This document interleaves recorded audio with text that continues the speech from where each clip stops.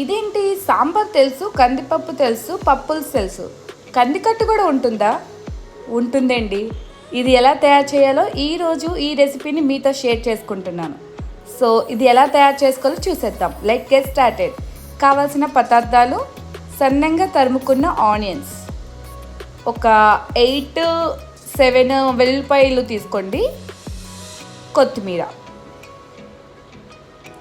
పోపుకి మనకి ఎండుమిర్చి, 1 స్పూన్ జీలకర్ర, ఆవాలు, సాల్ట్,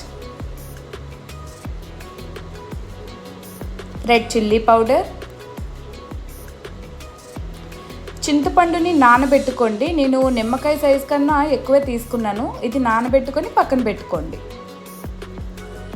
దాల్ ఆల్రెడీ నేను ఉడకబెట్టేశానండి. ఇది మనకి 1 కప్ అయితే సరిపోతుంది, ఎక్కువ అవసరం లేదు. ఒకవేళ మీరు కందిపప్పు చేసుకున్నప్పుడు మిగిలిపోయినా స్టోర్ చేసుకొని ఈ రెసిపీని చేసుకోవచ్చు. టమాటా ప్యూరీ, ఇది నేను ఇంట్లో తయారు చేసిన టమాటా ప్యూరీ అండి. ఇది మీకు ఇయర్స్ అయినా సరే మీ స్టోర్ ఉంటుంది, ఫ్రిడ్జ్లో స్టోర్ చేసుకుంటే. సో ఇది ఎలా తయారు చేయాలో నెక్స్ట్ వీడియోలో మీకు చెప్తాను. ఇది సాంబార్ పౌడర్ అండి, ఇది కూడా హోమ్ మేడే. సో ఈ అన్ని ఇంగ్రీడియంట్స్ ఉండాలి. చలో స్టవ్ ఆన్ చేసి బాండి పెట్టుకోండి. ఒక 5 టేబుల్ స్పూన్ ఆయిల్ వేసుకోవాలి. ఆయిల్ బాగా హీట్ అయిన తర్వాత 1 స్పూన్ జీలకర్ర, 1 స్పూన్ ఆవాలు వేసుకొని మంచిగా ఫ్రై చేసుకోండి. వెల్లుల్లిపాయ రెబ్బలు కూడా వేసుకోవాలి, ఒక 7-8 బాగా దంచుకొని వేసుకోండి.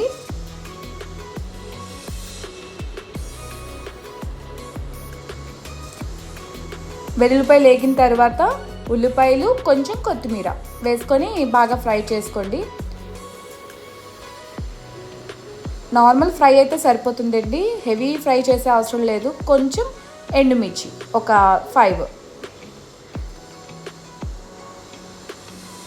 సాల్ట్ కూడా వేసుకోండి, తగినంత సాల్ట్ వేసుకోండి. రెడ్ చిల్లీ పౌడర్ కూడా వేసుకోండి మీ స్పైస్కి తగ్గట్టుగా. నేనైతే ఒక 2 స్పూన్స్ వేసాను.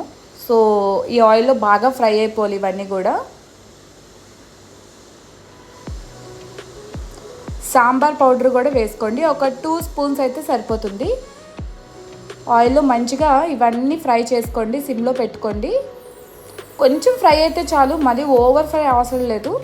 ఒక 1/2 స్పూన్ ఇంగువ, అంతే అండి. ఇది మీకు పోపు, డైరెక్ట్గా మీకు కందికట్టు ఇలా కూడా చేసేయచ్చు అనమాట.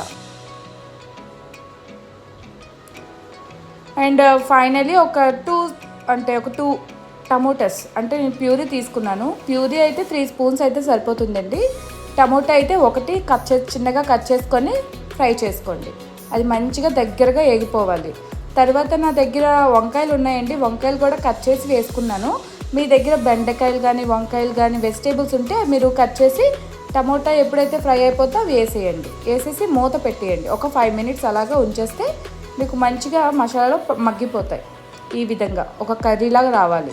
ఇలా వచ్చినట్టు చాలు, మీకు ఒక 100%లో 60% అయిపోయినట్టే. సో ఈ విధంగా రావాలి. ఇంకా ఫైనల్గా ఏదైతే మనం చింతపండు నానబెట్టుకున్నామో దాని పులుపుని తీసుకోవాలి. తీసుకొని ఒక కప్పు పులుపు వేసుకున్నాను. మీకు ఎంత కావాలి అంటే అంత వేసుకోవచ్చు పులుపు అనేది.